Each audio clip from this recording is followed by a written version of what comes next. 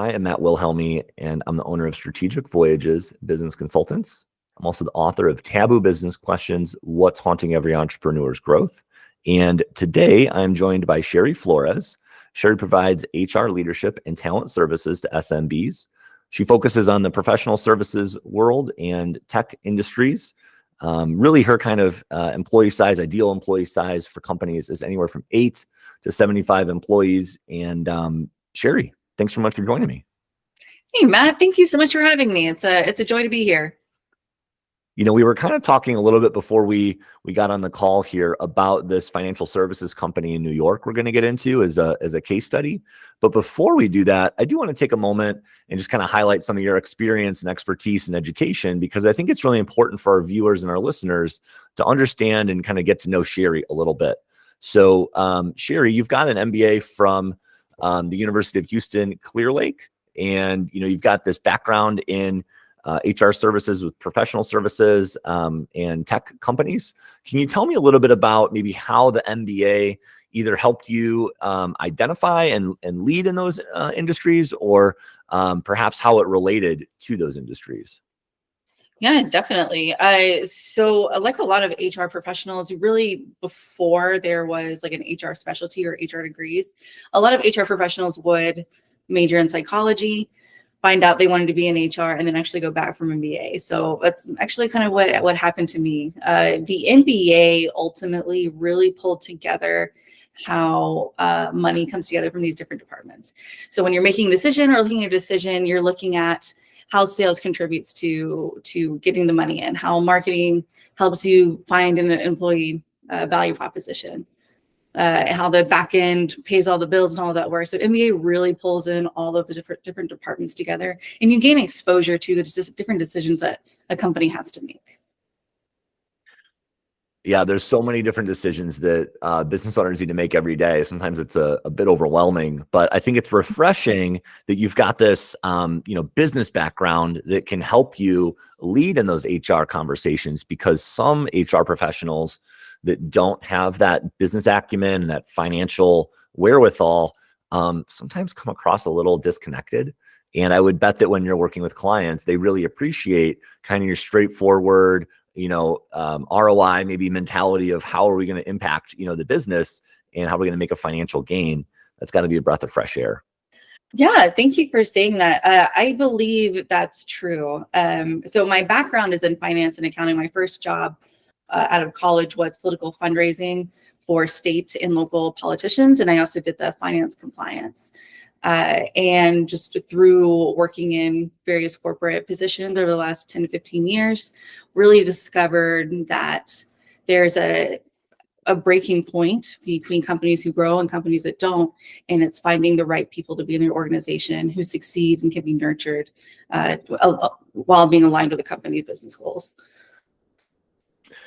Yeah, I would think that some of the different businesses that you've supported, they have a wide variety of issues. HR is a very broad piece of business, very important. I think that sometimes it's maybe oversimplified. And, in your experience, I'm wondering if if you could kind of think of or break down, maybe the top concerns that you kind of have noticed, just to give people an idea of maybe your expertise and specialty. Today we are going to get into a case study, but before we get that going, I'm just curious, from your perspective, like what are maybe the top 3 to even 5 kind of concerns that you see, you identify, and you're able to help solve in businesses?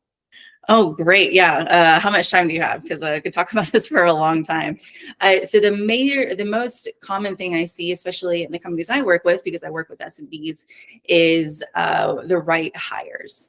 So normally the first hire for an entrepreneur is going to be someone who can just help him with little things just all around the board. The thing is, hiring in an SMB is a little different from hiring in an enterprise, because someone leaving in an SMB can be devastating to the entrepreneur and to the leader, because now he or she is taking on the work of this person who left.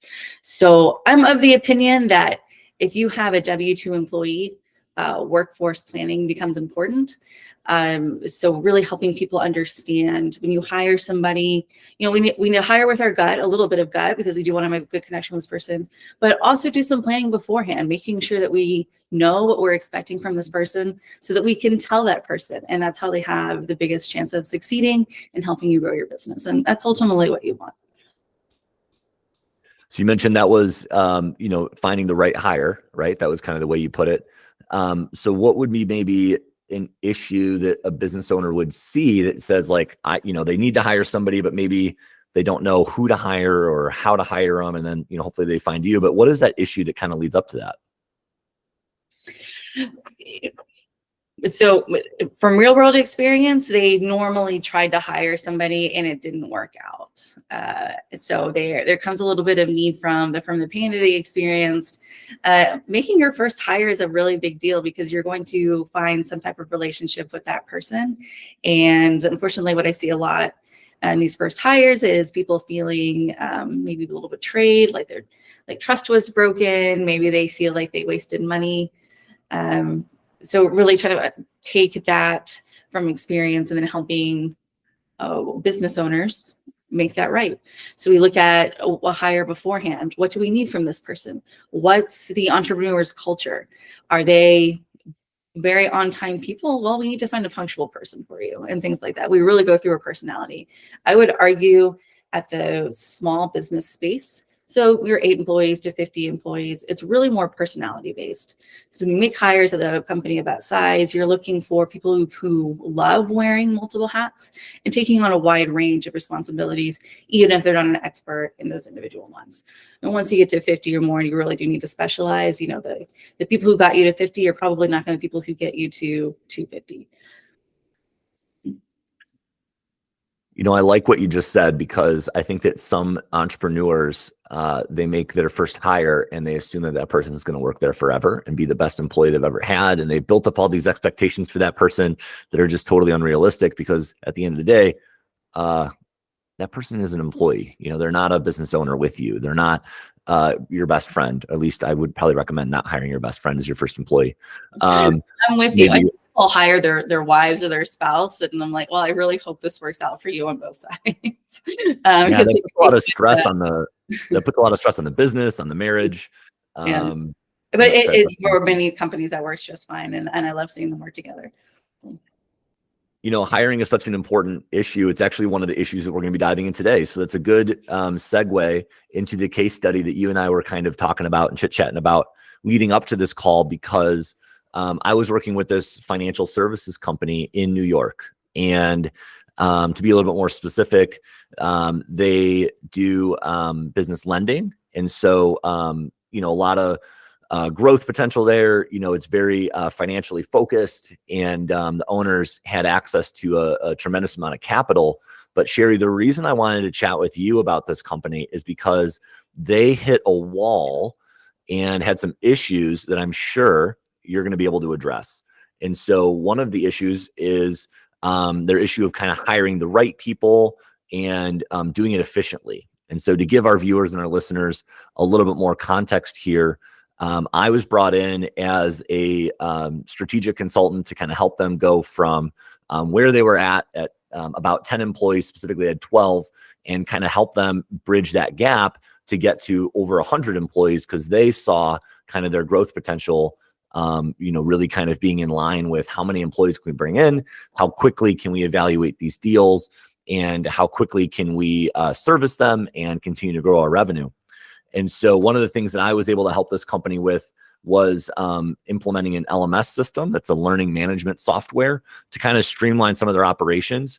But the reason that I'm talking to you about this company is because of the issues that they brought up to me. I'm not an HR expert. I don't profess to be a people whisperer. I do like operations, and I, have a finance background. And so when they were explaining their issues, I was able to kind of understand where they were headed. But that's where I wanted to bring you and our viewers into the conversation.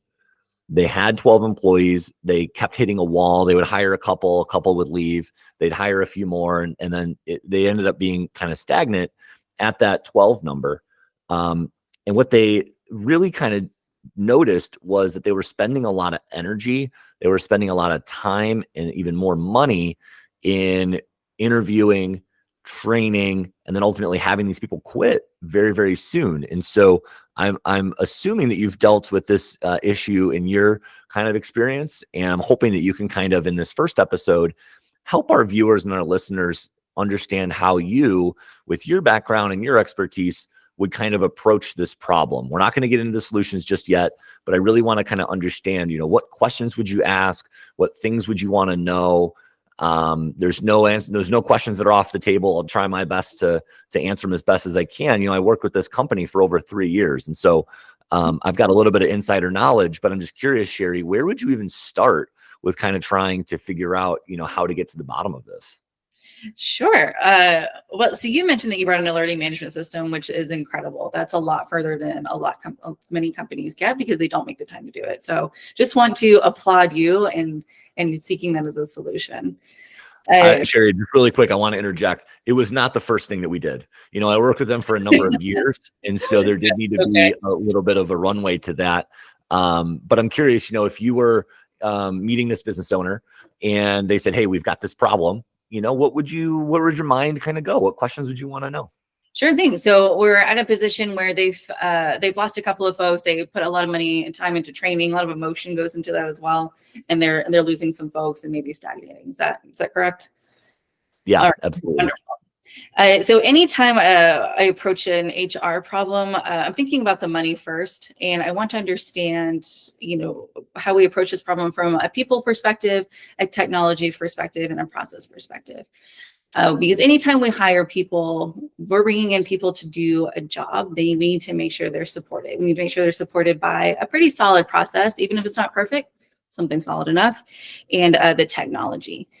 So I kind of bring an example of if you've ever worked with like Salesforce or a big enterprise solution like that, it's too big for a small company. So whenever we're looking at problems, I want to understand what technology are these folks using, and does it help them? So if we're at a point where we're stagnating, I'm going to assume here that sales is pretty sure the work is going to be there. Yeah, that was one of the things that they really kind of impressed upon me, was that they did not have a sales problem. They had a fulfillment problem. And that's a really important delineation, because I've met lots of business owners who have both problems, and that requires a very, very different solution. But the people that they were trying to hire were more supportive staff, but supportive in a way that it would make everything run a lot smoother. The titles that they were using were underwriters. You and I were kind of talking about it. I guess you could think of it as maybe a risk analysis person. They would need to review, their documents, review their tax returns, kind of look at, if the business is a good business to lend to. They even had some folks doing site visits to kind of just meet the business owner and learn a little bit more about them. And so that was the role they felt like they needed, to really kind of lean into their growth. They had to have a really solid back office. Okay, perfect. So we're getting the work. Now we just need to do the work. Okay. All right, perfect. Yeah, and I appreciate you asking that question, because if we were to kind of skip over that, we might be doing things out of order. So sure. Alrighty. So we know sales says, I got it. Don't worry about the sales. Worry about getting the orders fulfilled. So at that point, I'd really start building a relationship with the CEO, because next, the person I want to talk to is someone in your position, the CFO, or someone in finance and accounting, because even if money isn't an issue, I still need to be mindful of cash flow, at least for the HR department. We want to make sure that if we hire these people and we're paying them salaries, that we don't run out of money. Because the funny thing is, if employees aren't paid, they don't show up the next day, and I guess that is their right. So we just want to make sure how that works. I mean, I don't know. I guess that's, you just got to keep paying them so they keep coming back. I know. I don't want to make it sound like this company didn't have any financial issues. I mean, they just had a really full pipeline. Sure. But money was definitely something they were concerned about, because they noticed one of the issues they explained to me was that in hiring and in training these underwriters that would leave within a year, it was wasting a lot of their time, because they would have to kind of train everybody by hand. They weren't able to do deals when they were kind of doing the training. Things would go a lot slower. It wasn't very efficient. And at the time, did they know they were going to need so many people so quickly, or was this, or did we go into the assumption that they would? Yeah, they definitely had kind of the big picture of what they wanted to grow into. Okay. When I was talking to the CEO of this company, it was kind of interesting. He was mentioning all these different advisors that he's worked with, and they teach at this university, and they're on this board of this major company, and they have this background in investing, and they bought and sold companies, and it was very interesting to kind of hear the network that this business owner had built. And from that, he was able to kind of think about the future focused org chart. And so that's something that, you'd probably get into is like, well, what does the org chart look like today? And what are we evolving it into? And what he realized is that if he could kind of tweak the underwriters portion of his org chart to get a really solid team of about 6 underwriters, that was kind of his magic number. And he only had like 1 or 2. And so, hiring 2 or 3, and then 2 or 3 would quit. He never really got to that solid 6. But once he did, his belief was that the sales would just explode because those 6 underwriters would be able to kind of handle a lot of deals. They'd be able to take on as many sales as he threw at them, and they wouldn't really need to go higher than 6 until they got closer to maybe 50 or so employees. They would kind of be set on the back office. Okay, perfect. So we're looking to get 6. We get close to that, 2 or 3 quit. Okay. So my next questions would be, what is the current hiring process, and who's in charge of training these folks, or at least at the time, who was in charge of training them? Was it their future managers? Was it somebody else? Yeah, that's a really great issue we just stumbled into. And the reason I say that is because they had kind of what they told me was their ideal approach. And then they kind of explained how it really happens, and they were not the same. And you've probably seen that before, right? Well, we've got this process, and you're like, okay, well, what is it? And then, you hear like 5 different answers. And so there isn't a process. It's the process. So they did not have a process. So one of my early mentors told me a bad process is better than no process. So anytime someone tells me they have one, I'm like, great, we have something to start with. So I think that's a really positive note there. That's really funny. I think, the owner of the company would probably say they had a process, but then if nobody else can articulate that process, is it really a process, or is it a dream? It's a dream. Okay. I love that. Love that a lot. Okay. Wonderful. So we have an initial idea of who the trainer is going to be. How are we finding these folks? Is what I would want to understand. So this is an underwriter position. They're maybe making, let's say, 65 to 85,000 in salary. Which isn't executive level, but it's not entry level either. So is that kind of what we're looking at? We're looking at someone who maybe has 2 or 3 years of experience. Yeah, I can tell you've done your homework and you know what you're talking about. That's exactly the ballpark for their salaries. They did want to have a little bit of a bonus potential. They felt like that was important. Not a sales bonus, but maybe more of like an overall profit bonus for the company. Okay. But the reasons that people were leaving weren't related to pay. It was probably more related to just the chaos. Operating in chaos 24/7, and having it be a different process every day is not really the way to build a company. So I do want to kind of get into our next episode here in just a minute. But before I kind of lead into that with some cautionary tales, were there any other kind of questions you wanted to know or things you wanted to clarify on the front end? No, that's great. I really love that you touched on why these folks ended up leaving. Because there's about 8 to 9 common reasons that folks leave, and money is only 1 or 2 of them. So I love that you brought that up because it's so important to look at things, aside from compensation. Yeah, I mean, I think that compensation is, I don't know where that falls on the priority list of the 8 or 9. I've heard stories of people leaving for a small raise, but I think that in this particular industry, people would rather have, competitive pay, but they would much rather have a non-chaotic work environment. So that's, just like, I think about underwriters, if you're thinking about maybe the disc profile, they're more on the S side. They're very steady. And when you're operating in chaos, it's not very steady. So that's great. So I just want to kind of recap where we're at, Sharie, for our listeners and our viewers, so that we can kind of get into some cautionary tales. I'm here with Sharie Flores. She is, has this really great background in HR and works with HR leadership and talent services. The name of her company is MT Strategies. You can look her up on LinkedIn or Google, MT Strategies, and you'd probably find her. And so what we're talking about today is this financial services firm that really had kind of some aspirational goals for their team, was having a hard time hiring underwriters. And Sharie and I are getting into some of these issues here. In the next episode, we are going to jump into a couple of cautionary tales. Sharie has been nice enough to give me a little bit of a teaser here. So we'll be talking about a bad hire that really kind of was pivotal in her career and understanding HR from that perspective, as well as an investment firm that she has some experience with that kind of went through some really explosive growth. And so we're going to get into those cautionary tales in our next episode. I hope you stay tuned. Thanks.